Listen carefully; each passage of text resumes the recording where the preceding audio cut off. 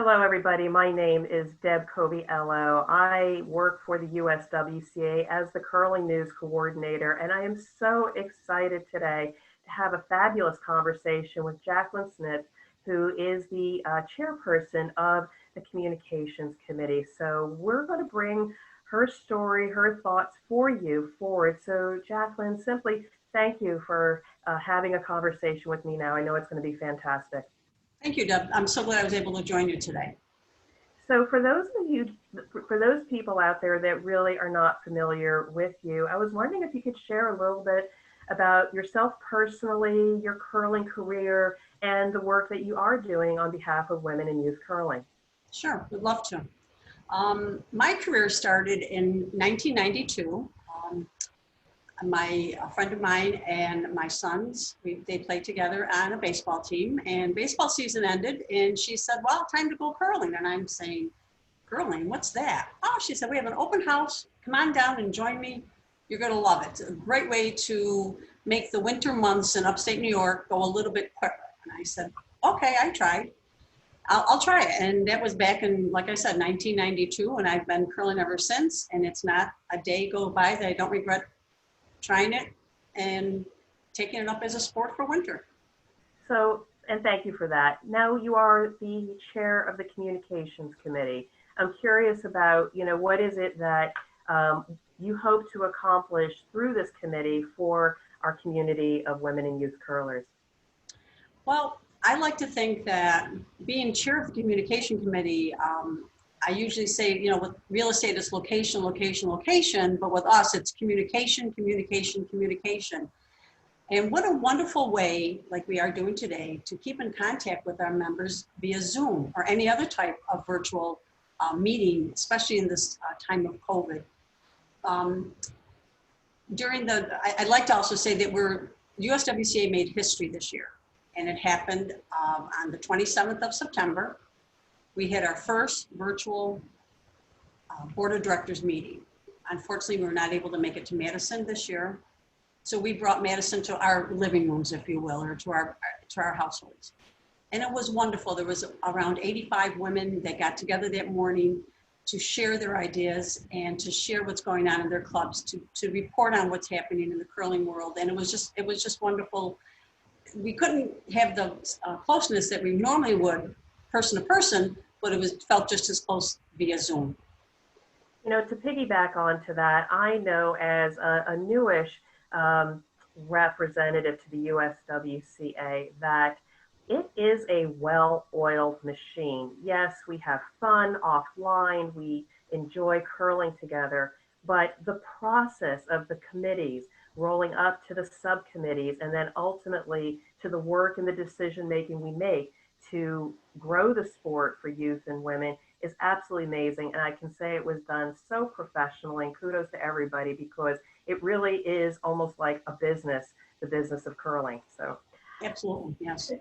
So, we've talking before, and I think there is something so important as we are highly diverse group, multi-generational within the sport of curling. But what's so important, even if we can't curl together, the spirit, the culture, and the history of curling is so rich and important to bring us all together. And I think you had a bit of a story, what it was like way, way, way in the beginning, the sport of curling and women trying to break into it. Maybe you can share that. Oh, absolutely. I would love to.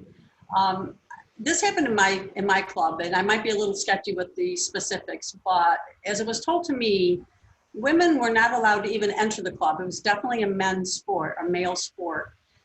They were allowed at one time, and I can't even give you a date or a year, I should say, that they were able to come into our old club via the back door on a Sunday afternoon.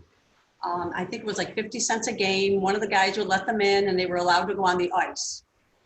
And then we kind of, stood our ground, if you will, and we ended up curling with men.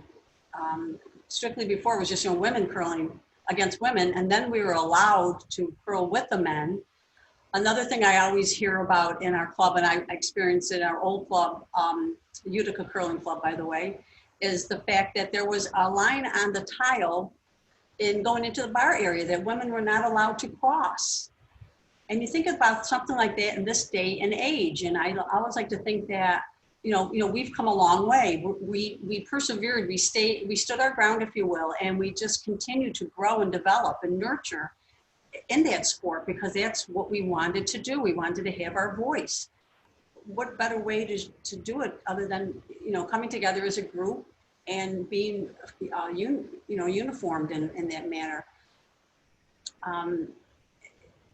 The USWCA started in 1947, and we're going to celebrate our 75th year while I celebrate my 30th year. I started in 1992, as I mentioned.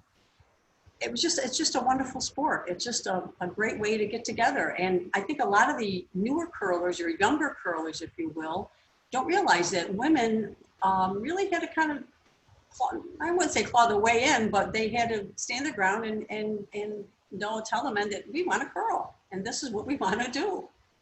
You know what is so inspiring about that story when you look back and see how far we've come, strong women wanting to be together in community and sport and the spirit of curling. Look at how far we've come, and we enjoy being able to be equal in the arena of curling in the clubs.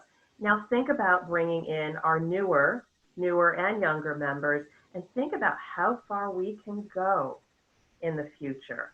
It's an amazing possibility if you think about if we come together and where we're going to take this sport, even if we can't curl together right now, virtually like this, who knows where we're going to go.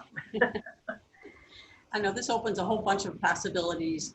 I think one of the things I'd like to see is start curling, like even getting the younger children or younger people, even in the grade level or high schools, push the sport of curling as a sport. I know a lot of times in schools with budgets, et cetera, that's one of the things that gets next are your sporting events and so many other sports that boys and girls are interested in: baseball, football, soccer, tennis, et cetera.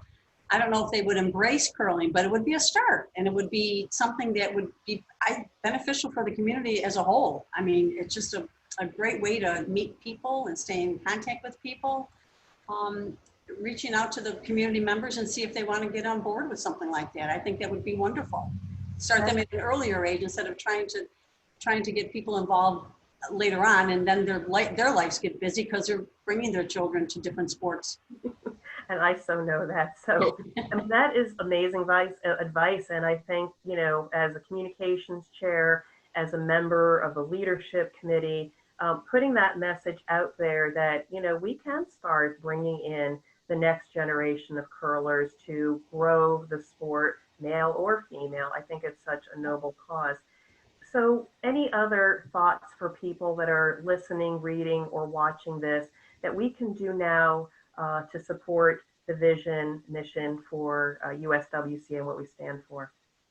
I would suggest, because of the fact that some of the clubs, as I mentioned, may not be opening, excuse me, or are waiting to maybe open in the second half of the season, reach out to your members.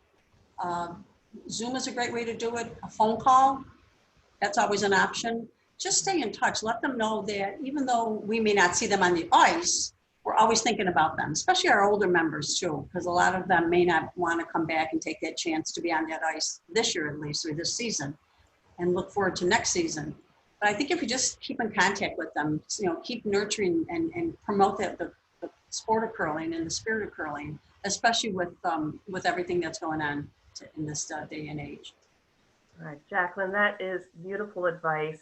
I sincerely thank you for your time. I appreciate working for you on the communications committee and bringing your voice and other voices to our community. So I just want to wish you thank you for this time. It's been wonderful interviewing you. Thank you, Deb. I'm so glad we got together this morning. All right, you all.